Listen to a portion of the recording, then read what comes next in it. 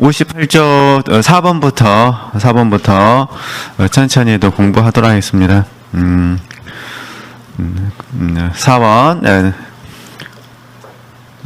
지난주도 잠깐 말씀드렸습니다만 다시 한번 보겠습니다. 그러나 한 가지 주의할 점이 있습니다. 여러분이 비록 이런 수도회에 살고 이러한 성모님을 모셨다고는 할망정 그렇다고 안전한 것은 아닙니다. 다윗은 대성인이었습니다. 솔로몬이 어떠했는지도 여러분은 잘 알고 계십니다. 운둔생활, 고행생활을 대수롭게 생각지 마십시오. 항상 하나님의 일에만 골몰하고 끊임없이 기도에 열중하고 세상 일을 멀리하며 세상 것이 다 싫어진 듯 보인다 해서 안심하지 마십시오. 저희들이 늘 배우는 말씀이잖아요. 선줄로 생각한 자는 넘어질까 조심하라. 고린도전서 10장 12절 말씀이고요. 그 여백에다가 잠깐 쓰시면은 늘 저희들이 배우시는 거예요. 우리는 오직 하나님만을 의뢰해야 된다. 우리는 오직 하나님만을 의뢰해야 된다. 그래서 하나님의 어떤 것은 감사해야 되지만 그것을 의지해서는 안 된다. 이렇게 이 부분들 하나님의 어떤 것을 내가 의지하게 되어지면은 이게 세겜 사건이 되는 거거든요. 그래서 이 부분은 남은 평생 끊임없이 경계해야 될 부분입니다. 그러니까 우리 오직 하나님만을 의지할 수 있으셨으면 좋겠습니다. 네. 그게 다 좋기는 하지만 앞서 말한 것처럼 두려워할 필요까지는 없으란 것은 아닙니다. 그러기에 행복하여라 주님을 경외하느니 하는 이 구절을 되풀이하면서 자주 뭐란 거죠? 생각하십시오. 이거는 이렇게 이해하시면 됩니다. 우리가 늘 배우실 때 위치라는 말 들으셨고 상태라는 말을 많이 들으셨어요. 그러니까 위치는 우리의 영적인 위치는 믿음으로 되어지는 부분이거든요. 그러니까 믿음을 통해서 위치를 인식하는 겁니다. 그러면 상태는 뭐냐면 잘 아신 것처럼 믿음으로 뭐라는 거죠? 믿음으로 사는 것이죠. 믿음으로 사는 것. 이게 상태라는 부분. 저희들이 믿음 안에 있다 하더라도 사실은 믿음으로 살지 못할 수가 있죠. 이 얘기를 하는 거예요. 이스라엘 백성들이 가나안에 들어갔어요. 믿음으로 들어갔잖아요. 근데 가나안에서는 믿음으로 살 때가 있었고 믿음으로 살지 못할 때가 있었잖아요. 그렇듯이 지금 우리가 위치와 상태라는 이 부분을 보면서 저희들 영적 지각 속에서 또 성령의 조명하심을 통해서 이 균형을 잘 잡아주시면 됩니다. 균형, 위치와 상태. 그래서 우리가 목표하는 거는 위치와 상태가 완전 똑같을 수는 없잖아요. 그래도 계속해서 계속해서 같아지는 훈련을 하는 부분이거든요. 그렇게 아시고. 그러니까 위치를 잃어버리면 안 됩니다. 이걸 위치를 잃어버리는 순간 믿음이 내 안에서 역사하지를 못합니다. 그러니까 항상 위치를 아시고 그럼 이제 우리에게 적용하면은 나는 믿음 안에서 영적으로 성장한 사람이다. 이해되시겠죠? 성령의 인도함을 받을 수 있는 사람이다. 이것 때는 믿으셔야 돼요. 믿고 그 다음에 상태에서 어떻게 하는 거죠? 나는 지금 성령의 인도함을 받고 사는가? 이 질문을 하는 거죠. 이게 상태라는 부분이거든요. 근데 내가 이 상태가 안 좋다고 해서 위치를 부정해서는 안 된다 그 말입니다. 그죠? 그러니까 그걸 지금 아빌라 테레사는 우리에게 들려주는 거예요. 그러니까 한쪽에만 치우쳐서는 안 된다는 거예요. 그러니까 내가 위치가 좋다고 해서 100% 내가 좋을 것이라고 생각해서는 안 되고 상태가 안 좋다고 해서 두려워할 필요가 없다 그런 부분입니다. 우리는 말씀했으면 위치와 상태를 계속해서 뭐 하는 거죠? 균형 감각을 가지면서 훈련하는 겁니다. 그리고 이전에도 제가 여러 번 말씀드렸지만은 하나님은 저와 여러분이 지금 연합되어져서 삶을 살고 있는데 이 부분이 결국은 상승과 하강이 교차하면서 되어지는 부분이거든요. 그러니까 상승되어질 때는 위치와 상태가 거의 일치할 때고 하강되어질 때는요, 위치와 상태가 약간 일치할 때겠죠. 그러니까, 근데 결국은 전부 이게 하나님께서 우리를 순전함으로 이끌어 가시는 과정이에요. 근데 이 순전하지 못한 부분은 자아가 개입이 돼서 그러거든요. 근데 우리 자아는 죽을 때까지 없어지는 게 아니잖아요. 그러니까 우리가 언제든지 자아가 개입될 수 있는 부분이죠. 자아가 개입되어지면은 하강으로 가고, 자아가 개입되지 않으면 어떻게 하는 거죠? 상승으로 가는 거죠. 근데 나는 이제 위치 속에서 성령의 인도함을 받는다 해가지고 나는 평생 성령의 인도함을 받을 수 있다? 아니라는 거예요. 그죠? 이렇게 이해하셨으면 좋겠습니다. 예. 두려워할 필요는 없어요. 예를 들어 우리가 손절로 생각하느라 넘어질까 조심하라는 말씀을 경계로는 받는데 그 말씀에 막 사로잡혀 있으면 안 된다, 그런 의미입니다. 왜냐하면 우리는 진리를 알지니 진리가 너희를 자유케 하리라 하셨잖아요. 그러니까 언제든지 넘어질 가능성이 있는 내 상태를 알기 때문에 계속해서 뭐 하는 거죠? 위치 안에 거하는 삶을 사는 거죠. 그러겠죠? 그러면 우리가 이제 요한복음 15장으로 잠깐 말씀드리면 다 연합인데 주님께서 포도나무가 되시고 우리는 가지가 되는 거잖아요. 그래서 그거를 저희들이 이 믿음을 통해서 뭐라 말하냐면 주 안에 있음, 이렇게 표현하는 거예요. 우리가 노력해서 가지 된 건 아니잖아요. 우리가 영성훈련 10년 받아가지고 가지 된 게 아니잖아요. 원래 우리는 가지였잖아요. 그러잖아요. 그러니까 믿음으로 뭐 하는 거죠? 합하니까 내가 가지라는 인식이 있는 거예요. 그 요한복음 15장 말씀을 믿지 않으면 예수님이 포도나무도 아니시고 나는 가지도 아닌 거죠. 근데 우리는 지금 믿음을 통해서 요한복음 15장 말씀을 믿잖아요. 믿으니까 예수님이 나의 포도나무가 되시고 나는 예수님의 가지가 된다는 거예요. 이게 믿음, 위치의 문제라는 거예요. 근데 주님께서 하시는 말씀이 내 안에 거하라, 나도 너희 안에 거하리라 하셨어요. 이게 상태. 이거를 우리는 거함 그러죠. 거한다는 거예요. 그 상태에 계속해서 머물러 있는다는 거예요. 머무름. 이제 계속해서 그 상태에 거한 게 주님 안에 뭐 하는 거죠? 거하는 거죠. 주님 안에. 이거는 내가 하는 거야. 이거는 제가 조금 전에 말씀드렸는데 필요 조건, 충분 조건이 아니라 필요 조건 속에서 나는 어떻게든지 주님 안에 뭐 하려고 하세요? 거하려고 하셔야 돼요. 그래야 주님이 내 안에 거하시는 거죠. 그래서 이거는 거함, 머무르니까 평생 해야 될 부분이가 어떤 거죠? 지속성의 문제가 있는 거죠.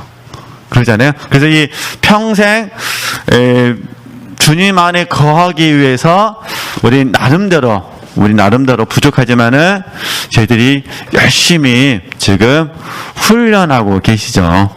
그러잖아요. 이 훈련하고 있는 이 과정 속에서 어떤 분들은 영적 독서를 좀 더 많이 하실 것이고, 그러잖아요. 어떤 분들은 기도 생활을 좀 더 많이 하실 것이고, 어떤 분들은 봉사 하셔야 되잖아요.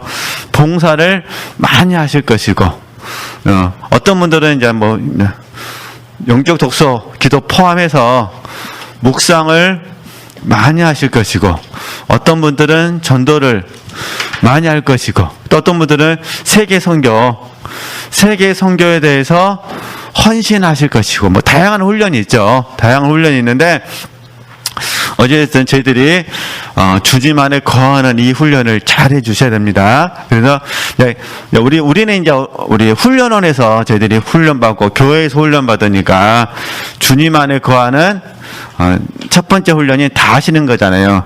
아시죠? 다시 써보는 겁니다. 자기 부인, 자아부정, 그 다음에 자아 상실이 되는 거죠.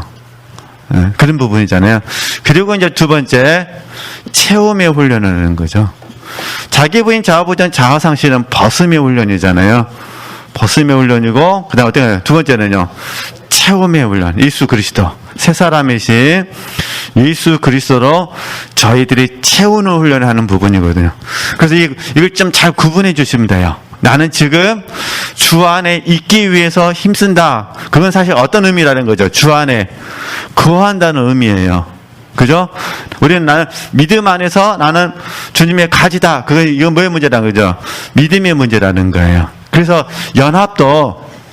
연합이라는 개념이 믿음을 통해서 연합을 아는 방법이 있고 상태를 통해서 연합을 아는 방법이 있는 거예요. 이 두 개가 균형이 잡혀야 돼요. 그렇죠? 상태는 없고 믿음만 가지고 내가 주님 안에 있습니다. 이거는 위치적으로는 맞아요.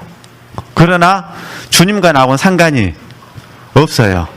관계라는 면에서 봤을 때. 그러나 우리는 위치를 알고, 이게 은혜잖아요. 은혜를 알고 은혜에 합당한 삶을 살아드리는 게 사실은 상태죠. 그러니까 근데 이 연합 자체가 목적이 아니라 연합의 궁극적인 목적은 열매 맺음이니까. 그러자 열매 맺음이기 때문에 저희들이 이제 이 과정 속에서 이제 거해야 뭘 맺을 수 있다는 거죠. 열매를 맺을 수가 있어요. 그냥 내가 주님 안에 있다고 해서 열매를 맺는 건 아니에요. 어떤 의미인지 아시겠죠? 나는 포도나무요, 너희는 가지 수억 번을 애워도 열매 안 맺습니다. 그거는 열매를 맺으려면 어떻게 하셔야 돼요? 주님 안에 거하셔야 돼요. 그죠? 이걸 말씀드리는 거예요. 근데 주님 안에 거하려고 노력할 필요는 없다는 거예요. 왜냐하면 먼저 뭐 시작하니까 내가 주 안에 있음을 아는 거니까. 다시 정리하면 이런 부분이에요. 가지 되려고 노력하는 것이 아니라 이미 우리는 가지라는 사실을 믿는 거예요. 그죠? 가지라는 사실을 믿고 나는 가지니까 주님 앞에 열매를 맺어드려야 돼요. 근데 내가 열매를 맺을 수는 없으니까 어떻게 되는 거죠? 내가 주님 안에 거해야 주님이 내 안에 거하시고 그 주님이 나를 통해서 열매를 맺으시는 거죠. 그래서 성령의 열매라고 부르는 부분이고, 요한복음 15장에서는 이제 큰 범주 안에서 사랑으로 우리를 이끌어 가시는 거거든요. 그러니까 이런 훈련들을 우리가 할 수 있었으면 좋겠다. 근데 일단 지식적으로 좀 구분되면은 굉장히 편하거든요. 저는 이렇게 영성 훈련을 하고 있기 때문에. 근데 여기서 이제 우리가 좀 조심해야 될 부분은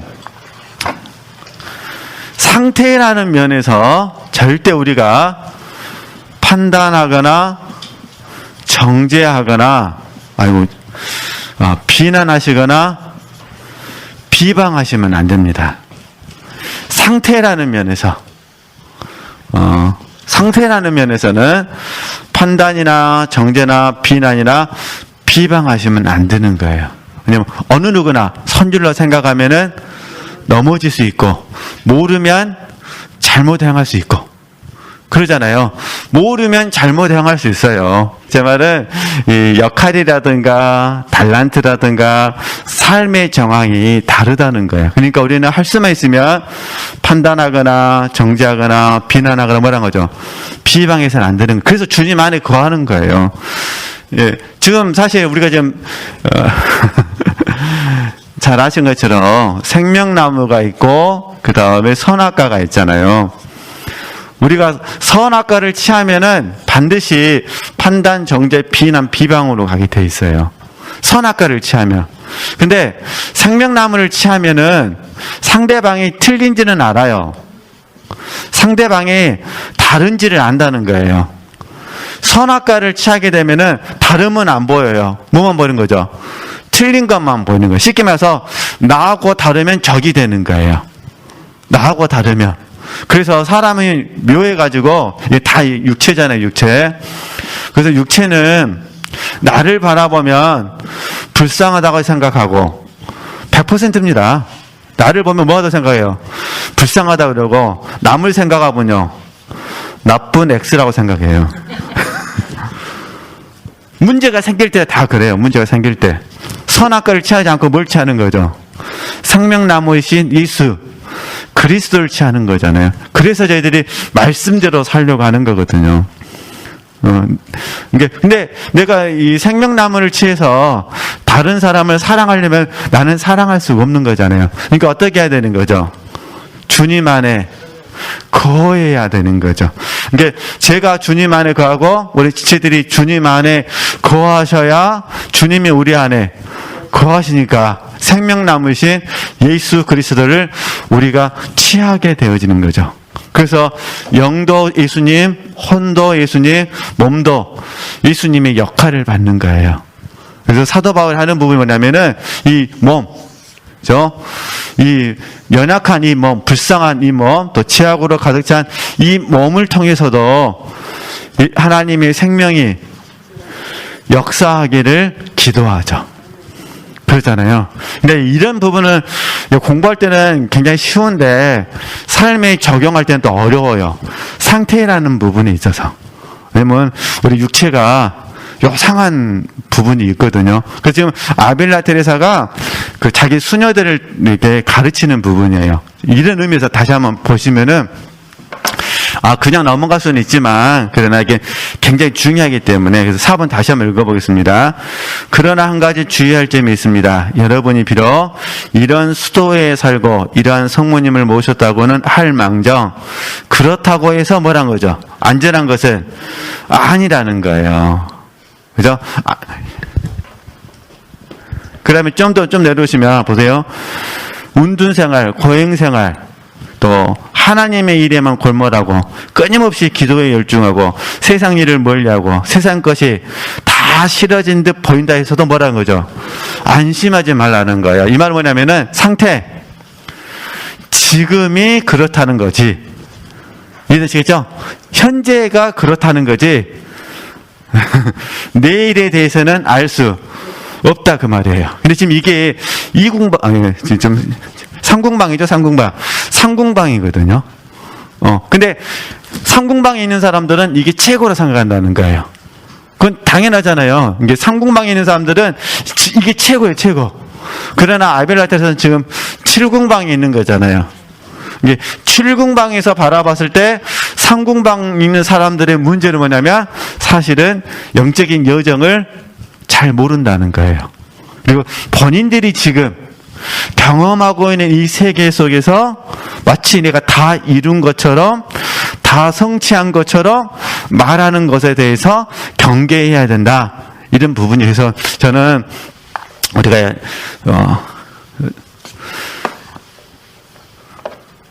끊임없이 적용하셔야 될 부분은 저희들이 아직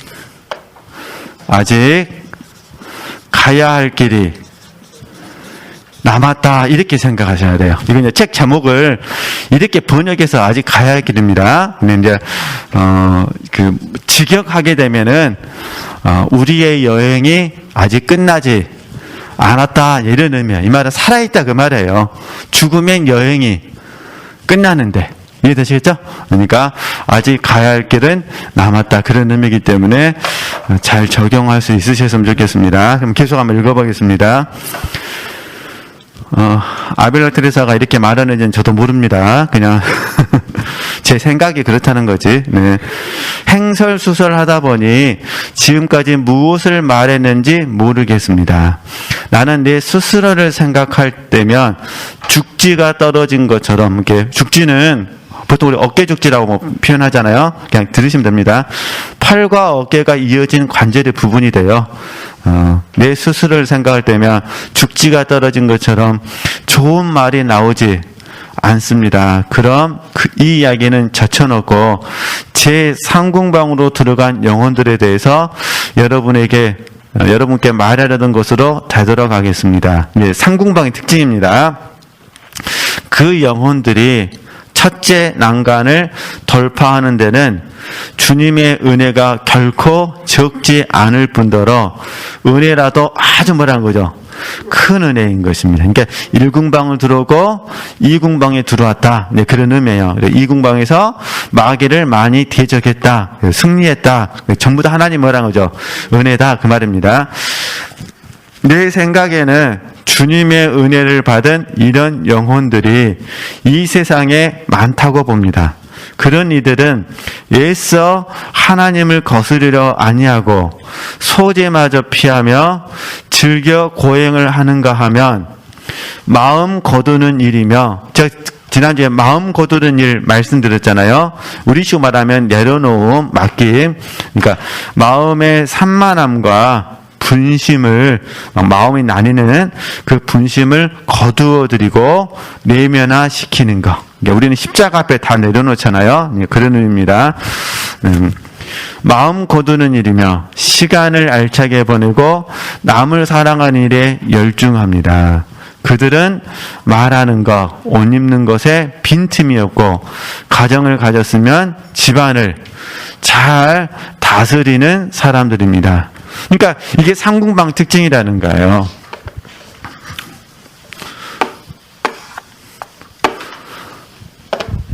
그러니까 우리식으로 말하면은 자기를 위하여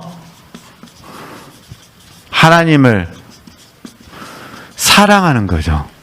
근데 여기서 절대 오해하셔서는 안 될 부분은 깨닫고 보니까 자기를 위하여입니다. 이해되시겠죠? 깨닫고 보니까 자기를 위하여. 깨닫기 전에는 어떤 생각 드느냐? 자기를 위하여가 누구를 위하는 거예요? 하나님을 위하여가 되는 거예요. 깨닫고 보니까 이해되시겠죠? 그래서 이거를 또 이렇게 표현할 수 있어요. 내가 하나님을 위하여, 자, 내가 하나님을 위하여 이런 일을 하겠습니다. 실제로 합니다. 실제로 행하기도 합니다. 이 두 가지를 우리가 이제 점검해야 되는 거예요. 그러니까 아빌라 테레사가 봤을 때 상궁방에 들어온 사람들은 너무 아름답다는 거예요. 그렇죠? 너무 아름다워. 왜냐면은 내가 하나님을 위하여 뭐 하고 있으니까, 그죠?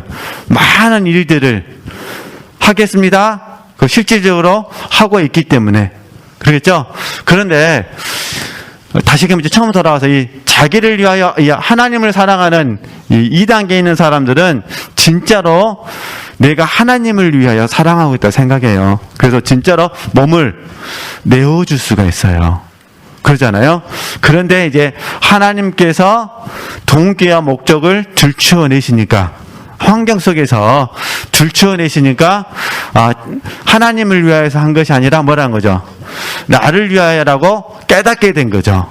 그래서 이걸 극복하게 되면은 3단계로 가는 거예요. 지금 아빌라테에서 말하는 상궁방도 마찬가지예요. 내가, 이해됐죠?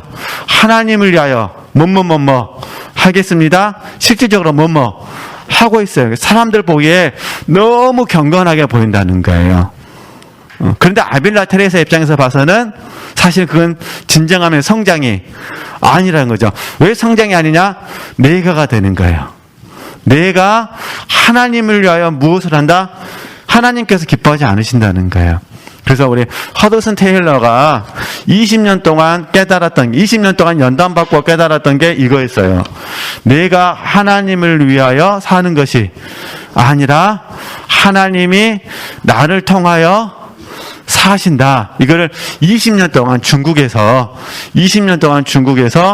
헌신하고 나서 깨달은 거예요. 완전 사역이 결실이 하나도 없어요. 20대 초반에 중국에 가가지고 선교를 했는데 열매가 없어요. 그리고 사랑하는 아내도 죽고 사랑하는 자녀 몇 사람도 죽고, 그래가지고 완전 지쳐가지고, 완전 지쳐서 병들어서 지쳐가지고 다시 영국으로 돌아가게 되죠. 그래서 영국에서 몸을 회복하는 과정 속에 하나님께서 다시 중국에 대한 사명을 불타게 하시거든요. 그러면서 이제 본인이 고백하는 거예요. 내가 하나님을 위하여. 이해되셨죠? 그러면 똑같아요. 우리가 이제 다윗 이야기 해볼게요. 다윗 이야기. 다윗이 하나님 내게 이런 많은 은혜를 베풀어 주셨습니다. 말로 표현할 수 없는 큰 축복을 주셨습니다. 내가 그 축복을 받았는데 이제는 내가 하나님을 위하여 성전을 지어드리고 싶습니다. 나는 이렇게 어마어마하게 좋은 궁전에서 삶을 살고 있는데 하나님이 장막은 이게 하나님의 법궤라든가 이런 하나님께 예배할 수 있는 곳은 천막이니까 너무 죄송합니다. 하나님이 당신을 위해서 내가 성전을 건축하겠습니다. 이렇게 말하게 된 거죠. 그래서 나단에게 이야기했더니 나단이 오케이 했었고, 그날 밤에 하나님이 이제 나단 선지자에게 말씀하시죠. 그 말씀의 핵심이 뭐냐면은 다윗이 하나님을 위하여 집을 짓는 것이 아니라 하나님께서 다윗을 위하여 뭐라는 거죠? 집을 짓는다. 그 관점을 바꿔주시는 거예요. 그러니까 우리 마음속에 우리는 하나님께 헌신도 해야 되고, 그 다음에 하나님께서 기뻐하시는 예배자가 되셔야 됩니다. 근데 이거는 다시 충분 조건이 아니라는 겁니다. 무슨 조건이라는 거죠? 필요 조건이라는 거예요. 쉽게 해서 내가 헌신하겠습니다. 참된 예배자가 되겠습니다. 이거는 은혜를 의지하는 거예요. 그러니까 주님 은총으로 말미암아 주님이 내게 은혜를 주시면 내가 계속해서 헌신하는 삶으로 예배자로서 삶을 살겠습니다. 절대 내게 하나님 은혜를 거두어 가시면 아니 됩니다. 그래서 우리가 주님께 거하는 훈련을 하는 부분이죠. 이게 이제 상태라는 부분이라는 거죠. 이 두 가지를 좀 이해해 주셨으면 좋겠습니다. 우리가 이제 묵상하시는 과정 속에서, 그러니까 지금 삼궁방에 계신 분들은 주체가 누구라는 거죠. 근데 남들이 보기에는 너무너무 아름답게 보여요. 그래서 저희들이 이걸 좀 이해하기 위해서 공부했던 부분이 그거였잖아요. 내가 그리스도와 함께 십자가에 못 박혔는데, 이 내가에는 첫 번째 우리의 본질적인 자아, 질성, 본질적인 자아가 죽은 거예요.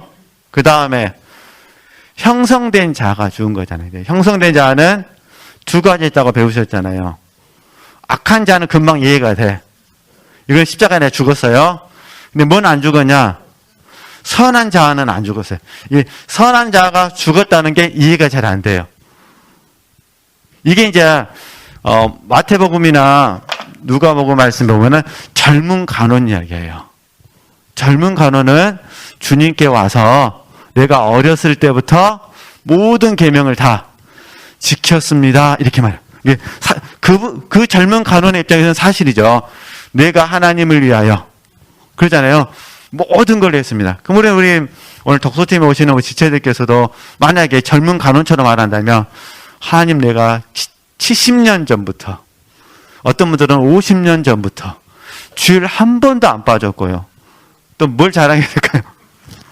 봉사할 때마다 다 했고요. 김장할 때마다 다 참석했고요.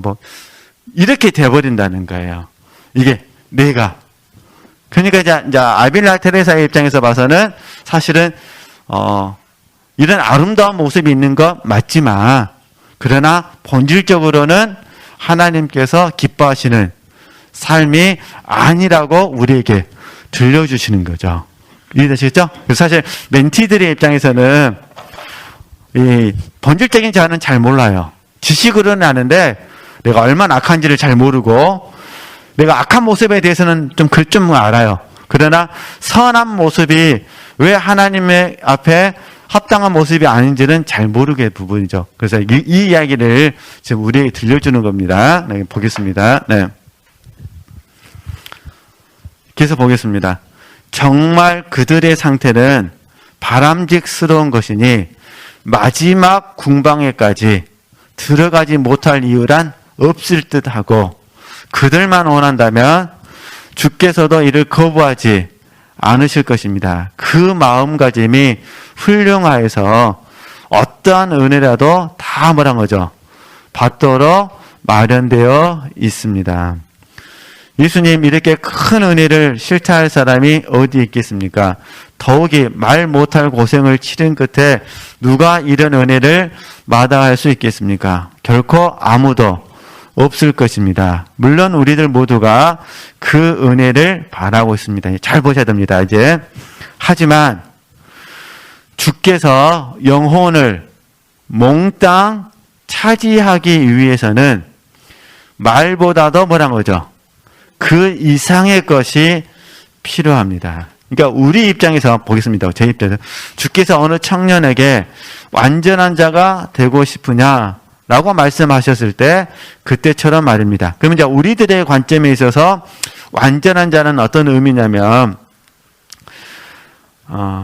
갈라디아서 2장 20절 말씀입니다.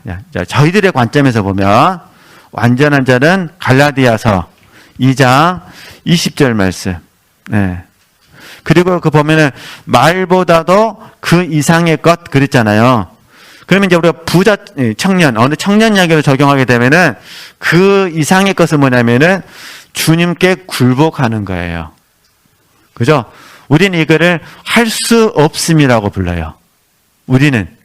그죠? 그러니까, 이 부자 청년이 그러잖아요. 내가 어렸을 때부터 계명을 다 지켰습니다. 근데 예수님께서 하시는 말씀이 너에게 한 가지 부족한 것이 있으니, 한 가지만 부족했겠습니까? 한 가지 부족한 것이 있으니. 그래서 여기 이제 관점의 차이가 있어요. 내가가 많이 주장되시는 분들은요, 내가 행한 것 속에서 나를 봐요. 그죠? 주님의 관점은요, 그건 옳다. 그러나 뭐라고 하죠? 너에게 부족한 것이 있다. 이게 주님은 우리의 부족한 부분을 말씀하시고 나는요, 내가 행한 것을 보는 거죠. 그럼 이제 기도로 적용하면은, 하나님, 나 오늘 기도했습니다. 했잖아요. 근데 주님께서는 하시는 말씀이, 너에게 한 가지 부족한 것이 있다. 내가 오늘 2시간 기도했습니다. 이건 내 입장이잖아요. 또 사실 맞고. 그러나 이제 주님께서 하시는 말씀은, 너에게 한 가지 부족한 것이 있다. 그죠? 이거는 이제 조금 이제 다음 주에 공부할 부분인데, 겸손을 가르쳐 주시는 거거든요. 너에게 한 가지 부족한 것이 있다. 이 시간 겸손해라. 그죠? 자, 이기는 생명으로 적용하면 할 수 없다 그 말이에요. 이 말 무슨 말이냐면 영생은 내가 노력해서 얻는 게 아니라는 거예요. 하나님의 나라는 내가 노력해서 얻을 수 있는 게 아니라는 거예요. 이걸 저희들이 할 수 없어요. 그래서 나는 할 수 없습니다. 우리 늘 많이 배우셨잖아요. 경험하시고 그 공과라는 거예요. 그 공과. 어쨌든 그렇게 하시고 우리는 이 주님의 말씀을 잘 묵상해 주셔야 됩니다. 한 가지 부족한 거 많이 있죠. 그건 이제 주님께서 겸손을 가르쳐 주시는 말씀이고 저희들에게 이제 부족한 모습을 말한다면 그러니까 사람은 어쩔 수가 없어요. 사람은 외모로 판단하고 하나님은 중심으로 판단하시고 그래서 동기와 목적. 그러면 그 청년에게 중심은 뭐냐? 행함은 맞아요. 중심은 뭐냐? 재물을 사랑했다는 거예요. 그죠?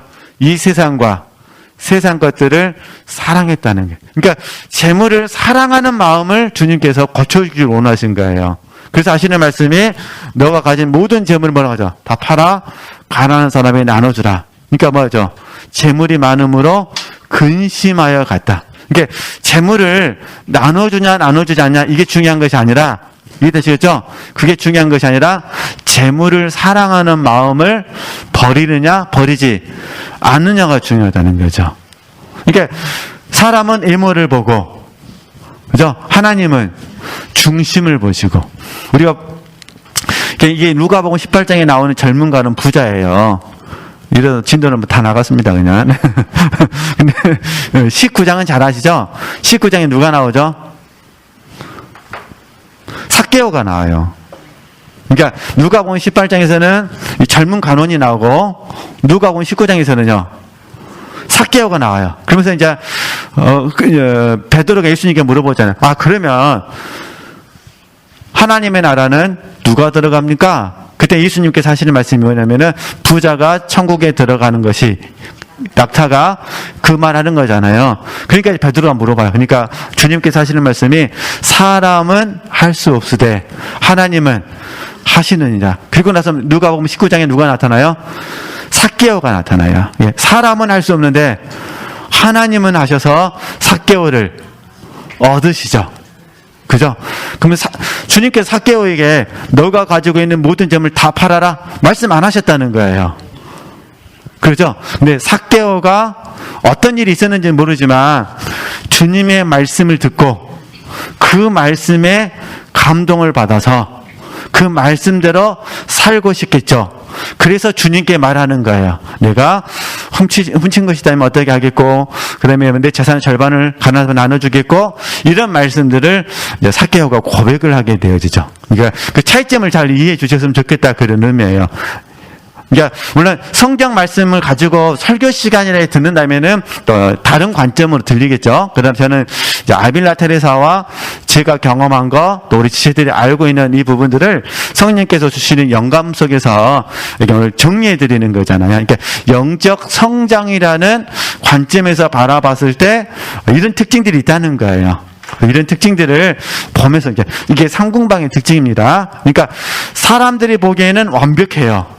사람들이 보기에는. 그러나 하나님께서 보실 때는 한 가지 부족한 것이 있다. 이게 쉽게 말해서 항상 뭐라는 거죠? 겸손해야 된다. 이해되죠? 이제 그렇게 적용하시면 됩니다. 그럼 좀 보겠습니다. 나는 이 궁방들에 대한 말을 하면서부터 그 청년의 모습이 뭐라고 하죠? 떠오르곤 합니다. 왜냐하면 그 청년은 주님께 굴복하지 않았다는 거예요. 네. 우리가 그 청년과 똑같은 데가 있고, 기도 생활에서 흔히 대단한 권태기가 오는 것은 다른 이유도 있겠으나 대개는 뭐란 거죠? 여기서부터 오기 때문입니다. 여기서부터가 상궁방. 여기서부터 오기 때문입니다. 그러면 이제 왜 여기서 이제 그 기도가 권태기라 부르냐면은 이런 의미예요. 기도를 통해서 하나님께 응답을 받아야 되잖아요. 근데 하나님이 응답을 안 주셔요. 이해되시겠죠? 이게 그전에는 기도하면 뭐가 있었어요? 응답이 있었어요. 이게 응답 때문에 기도한 거예요. 뭐 절대 그런 말 안 하죠. 하나님을 사랑해서 기도했다고 하죠. 그러나, 이해되시죠? 그러나 결과적으로 뭐가 있으니까? 응답이 있으니까 기도했다는 거예요. 근데 상궁방에 계신 분들에게는 하나님이 응답을 제한하셔 버려요. 근데 기도는 계속 해야 돼요. 이게 재미있겠어요? 재미없겠어요? 없어요. 기도에도 응답도 안 주시고 이렇게 된다는 그 말이에요. 이 권태기라는 게. 이해되시죠? 기도할 때 막 즐거워야 되는데, 막, 예를 들어서 지체들이 기도실 가셔서 막, 주님 부르자마자 막 천상에 올라가는 그런 걸 경험한다면, 얼마나 기도 생활이 좋겠습니까? 그러나 하나님은 그런 은총을 주실 때도 있고, 주지 않으실 때도 있고, 그 말 하는 겁니다. 자,